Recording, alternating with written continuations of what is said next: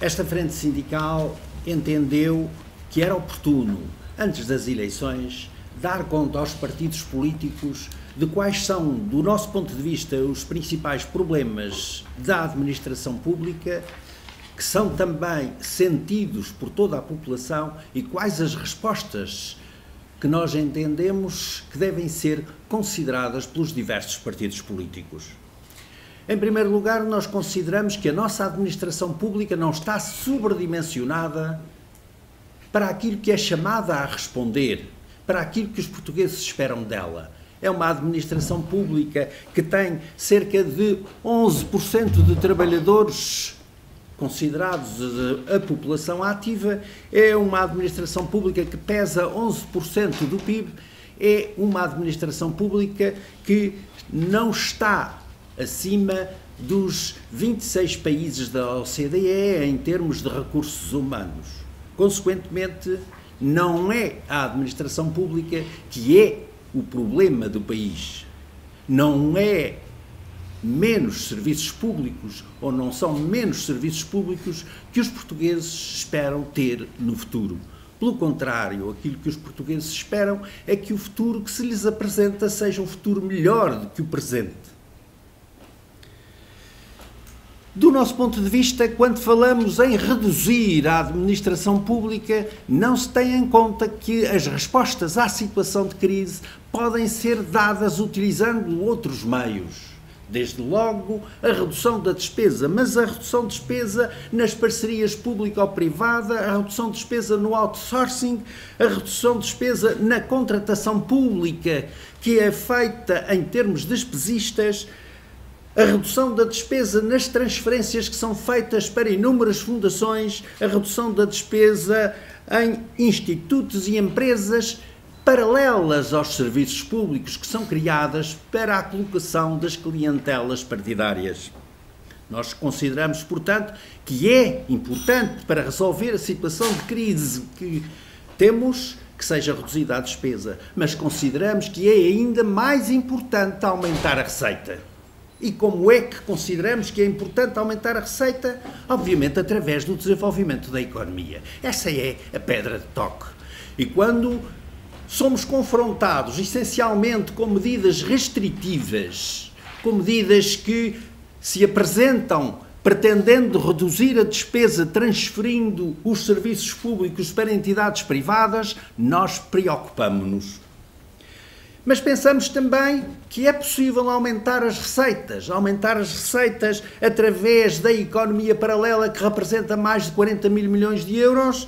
Estamos interessados também naquilo que é a redução das dívidas fiscais que representam 14 mil milhões de euros, 8% do PIB, e que nos surpreende que não tenham ainda sido adotadas as medidas necessárias para a redução destas dívidas. Mas, em termos de futuro, que medidas é que a administração pública precisa para que os portugueses se confrontem com ela e se vejam refletidos naqueles serviços públicos que respondem às suas necessidades? Desde logo, a transparência. Hoje em dia, a administração pública não é uma organização transparente, quer em termos de recursos humanos, quer em termos das despesas, quer em termos da atividade e prestação de contas dos diversos serviços. Esta é uma área fundamental para que os diversos partidos políticos nos apresentem propostas aos portugueses de um futuro diferente, de um futuro em que haja um controle efetivo da administração pública e da sua despesa. Mas pensamos que é também de apostar na organização dos serviços. Nós preocupamos-nos quando vemos a entrada de um governo que muda os serviços e vem outro e volta a mudar os serviços e não ganhamos nada com esta sucessiva mudança de serviços.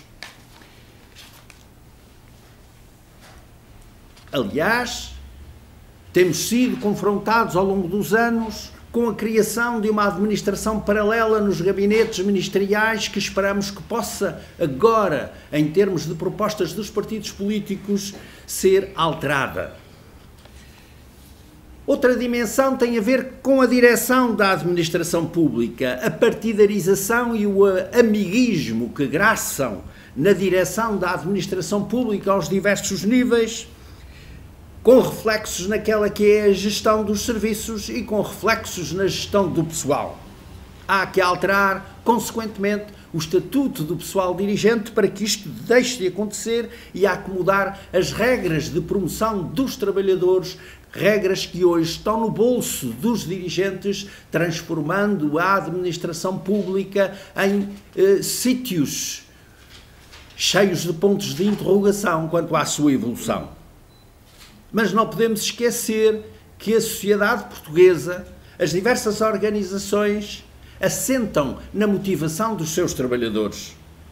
E esta é hoje uma questão que falha na administração pública. Os trabalhadores não podem continuar a ser os permanentemente sacrificados, os bodes expiatórios de todas as crises. Não podemos caminhar para aquilo que se considera que está a acontecer hoje, que é caminhar para o século XIX, com perdas permanentes do poder de compra, perdas que já vão em 17% dos salários dos trabalhadores.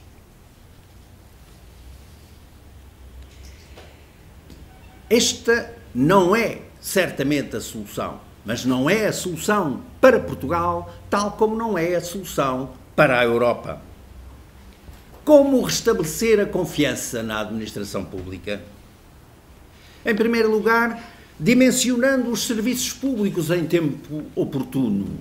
Não é razoável que se adote a estratégia de saem dois e entra um, quando todos nós sabemos que hoje os trabalhadores estão a ser assediados por mais trabalho em termos de horas, mais trabalho para levar para casa. Esta não é a solução para organizar devidamente os serviços da administração pública quando eles não são pensados e dimensionados em tempo oportuno. Não promover a contratação de precários para satisfazer as necessidades de trabalhadores permanentes. Este é um pecado que tem atravessado a administração pública ao longo dos anos e que manifestamente não tem levado senão à degradação das condições de trabalho e daquilo que é prestado aos cidadãos. Não subverter a mobilidade, apostar na mobilidade, mas uma mobilidade que não seja uma extensão mais da precariedade do trabalho. E, por último, apostar numa avaliação do desempenho que não seja um ataque permanente aos trabalhadores.